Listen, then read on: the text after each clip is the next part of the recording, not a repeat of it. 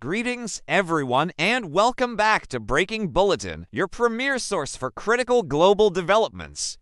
If you are joining us for the first time, please subscribe and activate the notification bell to stay informed with every update. Today, we are exploring a tense standoff between Canada and the United States. Canada still hopes for a trade war breakthrough, but President Donald Trump refuses to bend. This story, reported by the Associated Press on March 13, 2025, captures the escalating economic friction between these long-standing allies as Trump doubles down on his tariff policies. Donald Trump, sworn in for his second term on January 20, 2025, launched a trade war with Canada earlier this year.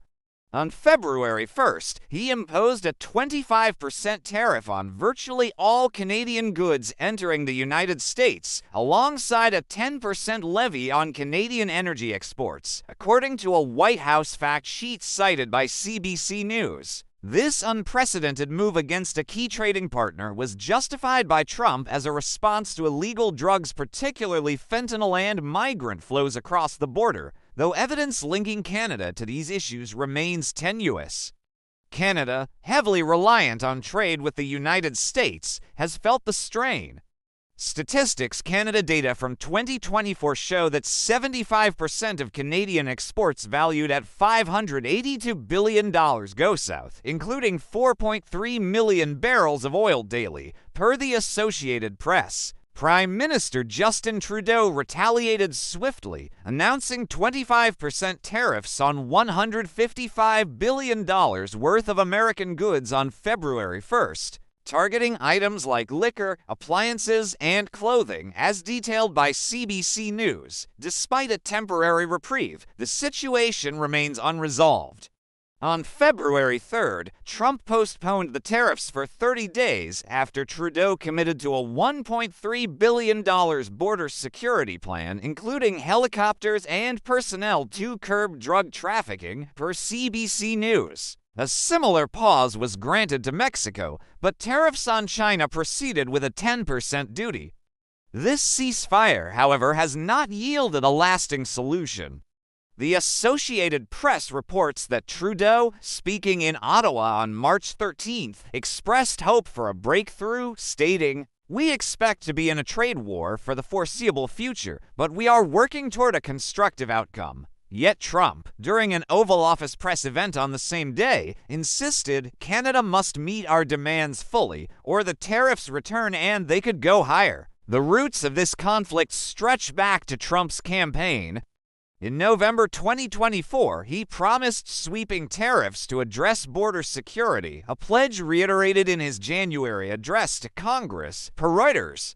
Canada, alongside Mexico, became primary targets despite the United States-Mexico-Canada Agreement of 2020 negotiated under Trump himself aiming for free trade. Trudeau's response has been resolute. On March 6th, the Associated Press noted that Canada's initial $30 billion retaliatory tariffs remain in place, even as Trump delayed his levies again.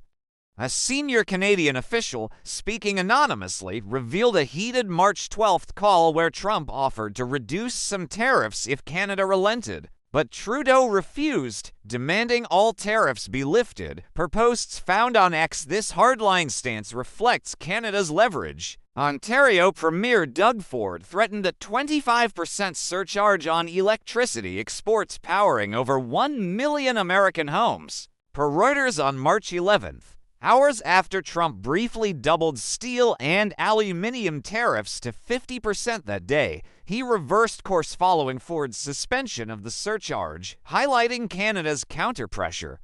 The economic stakes are immense. The United States imports $1.3 trillion in goods annually from Canada, China, and Mexico combined, per the Council on Foreign Relations. A Fraser Institute report from March 3rd warns that prolonged tariffs could disrupt this $2.2 trillion two-way trade, raising prices and risking recession.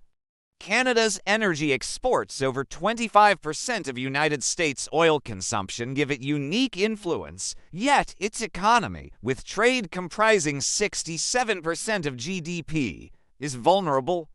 Trump's rationale has drawn scrutiny. The White House claims tariffs address a fentanyl crisis killing more Americans annually than the Vietnam War, per its February 1st fact sheet. Yet a 2003 United States General Accounting Office report traces the opioid epidemic's origins to domestic OxyContin abuse, not Canadian smuggling, a point echoed by economist Paul Krugman, likening this to Iraq's non-existent weapons of mass destruction. Canada's role in fentanyl trafficking is minimal.